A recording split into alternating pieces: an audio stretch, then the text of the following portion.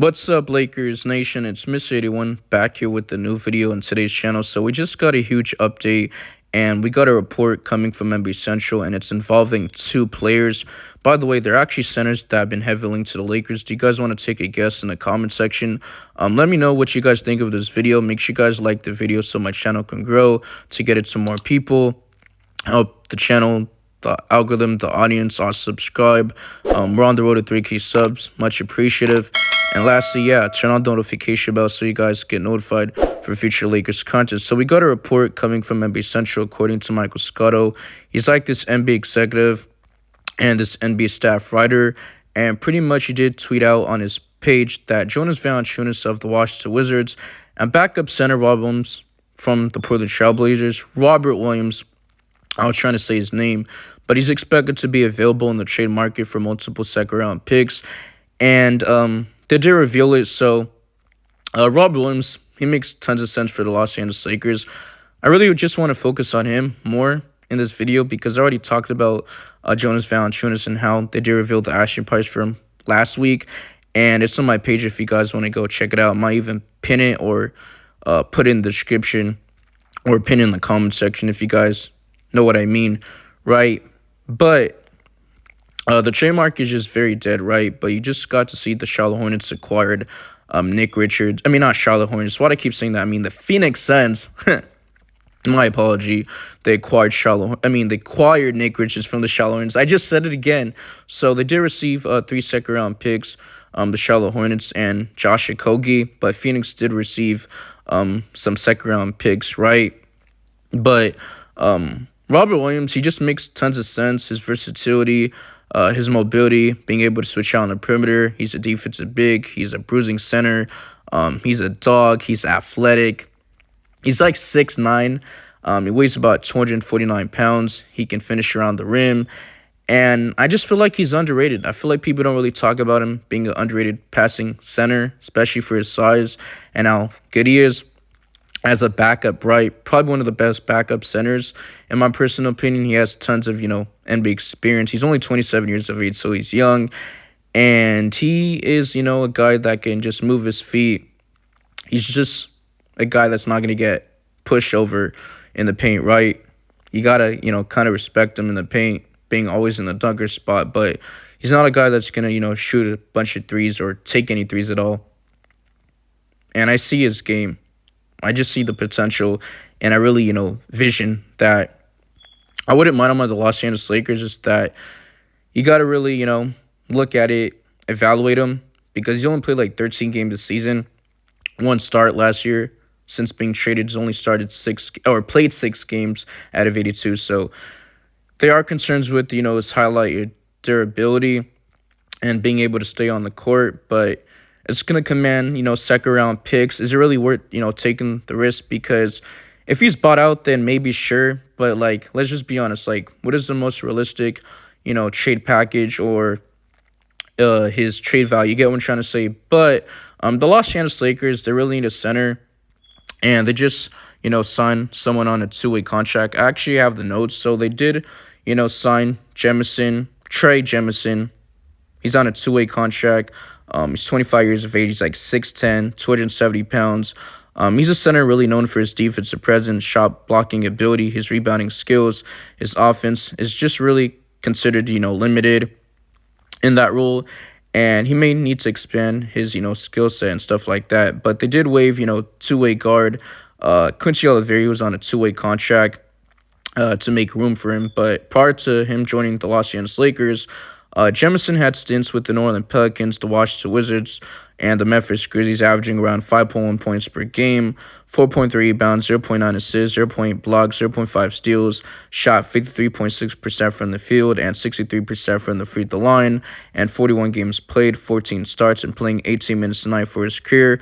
But Lakers head coach J.J. Redick did indicate that Jemison's addition aligns with the team's interest in experimenting with 2 big man lineups alongside Anthony Davis. So maybe they're not, really high on Christian Koloko. Is why they've been giving him DMPs lately. He's been out of rotation.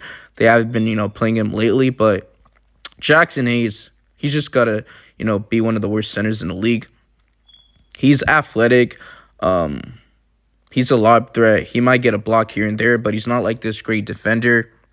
And he's not really disciplined. He's still young. I'm pretty sure he's like, what, 23, 24 years of age, right? This is his second year with the Los Angeles Lakers. But the Lakers really need depth at the center position. And we're very, thin in the front court, especially alongside Anthony Davis. And he's our hope, right? So we got to look at, centers in the trade market. I know Nick Richards off the table. And teams can't get him since, Phoenix just acquired him. I really want him on the Los Angeles Lakers, but I'm not even forgetting, Jared Vanderbilt. Obviously, he can play center, but he's not really one. He's like 6'9", one of the best, switchable defenders in the league. Arguably our best perimeter defender on this team behind, Anthony Davis and stuff like that. But he could even play, 2 through 4. So I would kind of want to say when it comes to the wing position, it's kind of crowded, I would say. And you got Cam Reddish. He's been, playing pretty good, right? But he's been in and out of the, rotation, stuff like that. He did come back, recently. But I got to say, the Lakers, they just need to upgrade at the center position. They also need a two-way guard with athleticism. They need some bodies. They need some depth. They need some scoring. They need some production off the bench. And I know we got Dorian Finney-Smith. He's a 3-and-D wing. He's been able to knock down his shots, his three-point ball, and being efficient, right? But he didn't, play the last 2 games, right? One against Miami. And am I missing another team?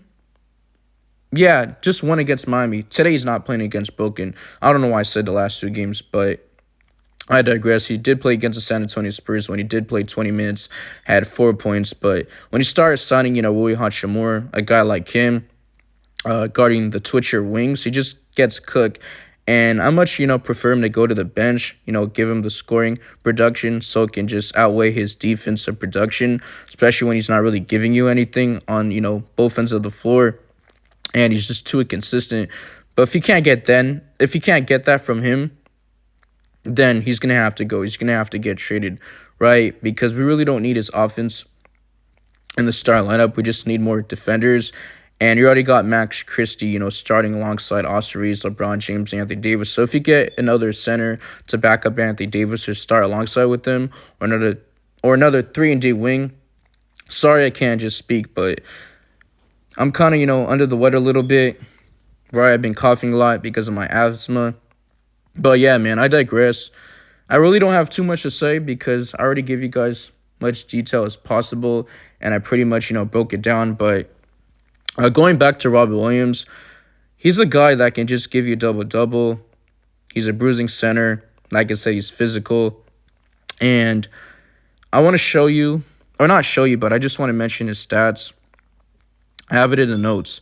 So he is averaging around, 6.4 points per game, 13 games played, 1 start, 16.6 minutes a night, shooting 69.4% from the field, 33.3% from the three-point on 0.2 attempts. So this is the first time he's took a three-point attempt in his career, which is actually insane, but he's not really known as a three-point shooter. Doesn't really take any like that, but he can get a floater. He's always going to be in the dunker spot, just waiting for, guys to set him up because he really can't create his own shot. He can't really, score like that. He's capable, but he needs his teammates to set him up. He's not like, a Karl-Anthony Towns. You get what I'm trying to say? But that might be a horrible comparison, but obviously, I digress. 1.2 attempts from the free throw line, shooting 93.3% from the free throw line. 5.2 rebounds, 1.1 assists, 1.5 blocks, 0.7 steals, 6.4 points. But it still doesn't make sense why the Lakers need to sign another two-way player, especially when you're not playing, Christian Koloko. And the Lakers should be in a position to be competing or let's take that next level. And, Rob Pelinka managing the assets, not only manage the assets for now, but also for the future post-LeBron. Because I know a lot of people saying, oh, they don't care about the draft picks 2029 and 2031. But we don't know what those draft picks are going to be. Let's say they are a bust. Let's say there's another Victor Wembanyama. Let's say there's another, Kevin Durant. I'm just using that as an example. You get what I'm trying to say? So I'm not willing to wait at least another, 5 or next 6 years to know what that player is going to come out to be, especially when we got players like LeBron James, Anthony Davis, or like top 10, top 15 at worst. You get what I'm trying to say? So why not, be active, be buyers in the trade market, and at least upgrade the roster? Because as this team is constructed, you're probably a first round exit, or if not, second round, and that just be mean being nice. But you got LeBron James, Anthony Davis. At the end of the day, you just never know. Would I bet on them? Make it to the NBA Finals. You never know. Depends on certain matchups. You get what I'm trying to say. But make sure you guys like the video. Also subscribe, and yeah, turn on the notification bell so you guys get notified of future Lakers content. But I want to say the Portland Trailblazers, they've been running different lineups in the front court, either DeAndre Ayton or Jabari Walker, or these players like Donovan Clegan, who's been dealing with a sprain injury. So he's a rookie. And the Portland Trailblazers, they've been going with their young guys, Scoot Henderson, Shaedon Sharpe, I'm pretty sure. Anthony Simons did play, horrible, I'm pretty sure, last night. He only had like 0 points, which is actually insane. But yeah, man. Also follow my socials. The links will be down in the description. And if I did not mention this in the beginning of the video, the Portland Trailblazers, did, lose to the Los Angeles Clippers.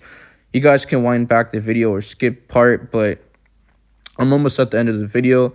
And yeah, man, I'm out of here. Peace.